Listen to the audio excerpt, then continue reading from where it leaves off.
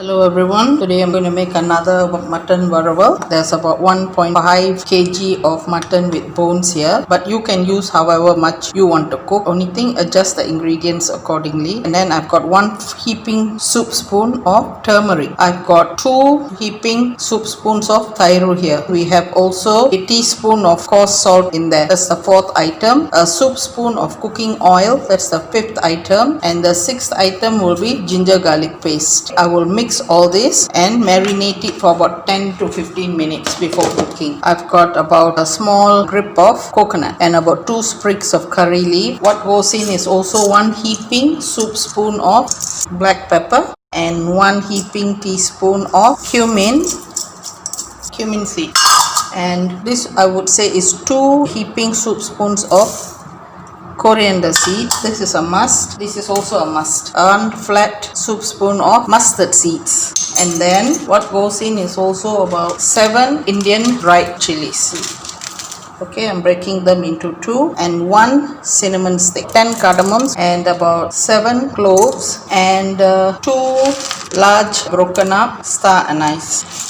You have to add a little bit of oil and roast this, just a bit of oil. We'll dry roast it and then mill it. And I've got here 1 large onion. This I will cut and blend it. I have 10 shallots sliced and 1 tomato chopped and 1 small green chili cut into 2 and salt. I have here Kashmiri chili powder. So I'll start with putting a little bit of oil, not much. I would say 1 soup spoon will do.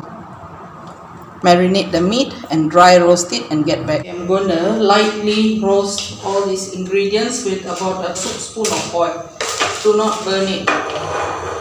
Goreng bahan-bahan ni sampai kering dengan 1 sudu sup minyak ya, tapi jangan pakai api besar dan goreng kering. Sedikit minyak ada dalam ini adalah untuk membangkit rasa kelapa dalam ni. I need about a soup spoon of fennel. 1 soup spoon of fennel. 1 sudu sup penuh ya, jintan manis. Akan kedengaran bunyi-bunyi macam gini bila kita sangrai, tapi ini sangrai dengan minyak ya, sedikit minyak. You will hear this type of popping sound from the mustard seeds while you dry roast it, but with a little bit of oil. The oil is to bring out the flavors of the curry leaf as well as the coconut. Most of the time when you dry roast, we don't use oil, but for this we do use a little bit of oil. Do not burn it, very low flame, and keep stirring all the time. And do not powder this immediately. Put it on a plate and let it cool down, and then you powder it. Meanwhile, you also have to get a pot of water ready. Never use cold water when making this dish. If you have to add hot water. As you can see, I have a pot of water here. If at any time you feel that it's roasting too much or starting to burn, just remove it from the flame, but do keep stirring. This is what it would look like. I'm going to put it on a plate and cool it down before blending. I have already ground the spices. This is what it looks like ya. Dan sekarang saya tadi sudah blend semua rempah-rempah yang disangrai dengan minyak. Sekarang saya taruh minyak sikit. So what I do first is fry the 10 pieces of shallots.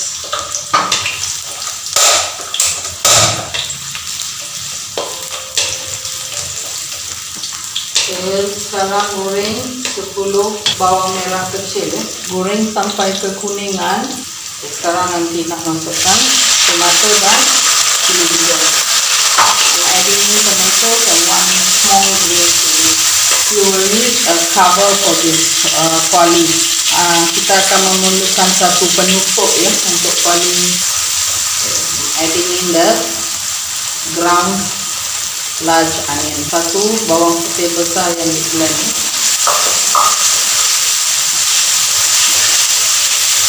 Sekarang kita akan masukkan kambing yang diperap.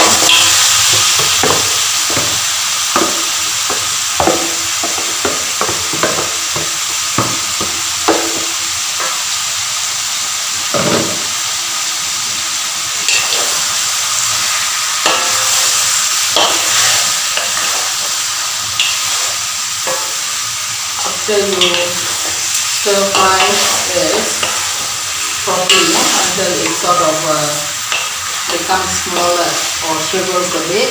Then you add in hot water, and when it starts boiling properly here, you close and cook it in medium to low heat. Keep stirring every now and then. You do not add the ground spices immediately because then the smell of the spices would disappear. So add it halfway. In the beginning you just do this. And cook it down. Ini lepas kita kecutkan dia sikit, kita masukkan air panas ya. Bila air panas dah masuk dan kuah tu dah mula menggelegak, kita turunkan api, tutup dan masak. Tapi kena kacau, selalu kacau. Ini jangan masuk rempah-rempah awal sangat yang rempah yang di blend tadi, sebab nanti bau dia hilang. So biar kita masak ni terus betul-betul, dan baru masukkan time pertengahan tu kita masukkan rempah ya. Okay.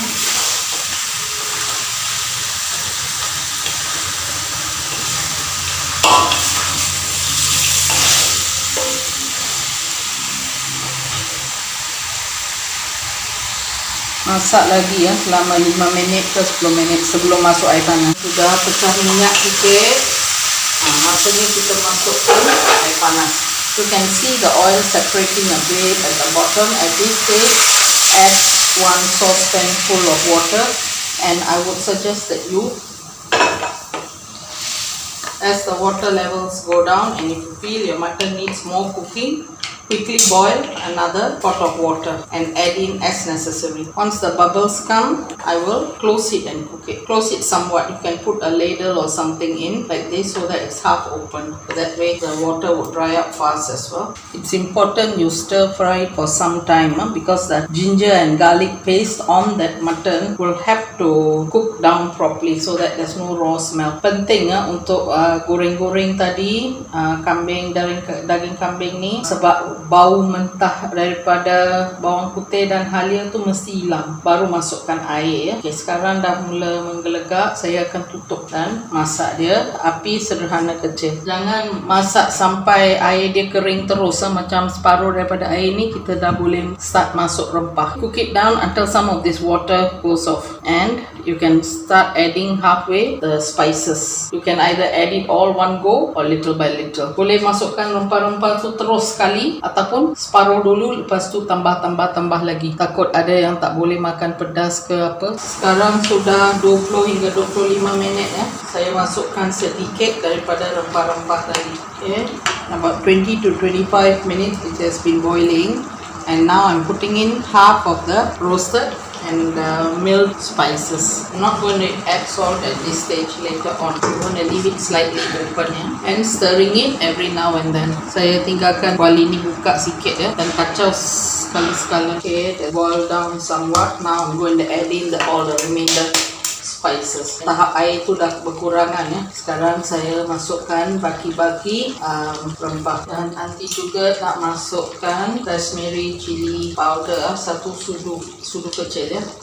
I'm also adding in the remainder of the spices and 1 teaspoon of cashmere chili powder, and I'm going to cook this even more close. This is one dish that's best when it's cooked slow. It will taste so much nicer, but don't leave it unattended too long. Okay? I'm not going to add in the salt yet. Saya takkan masukkan garam lagi ya. Chili kashmiri saya masukkan 1 sudu kecil.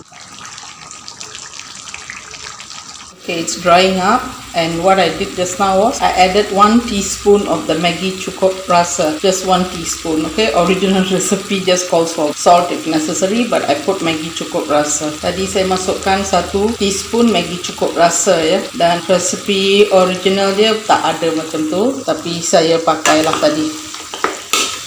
Resipi asal cuma pakai garam saja.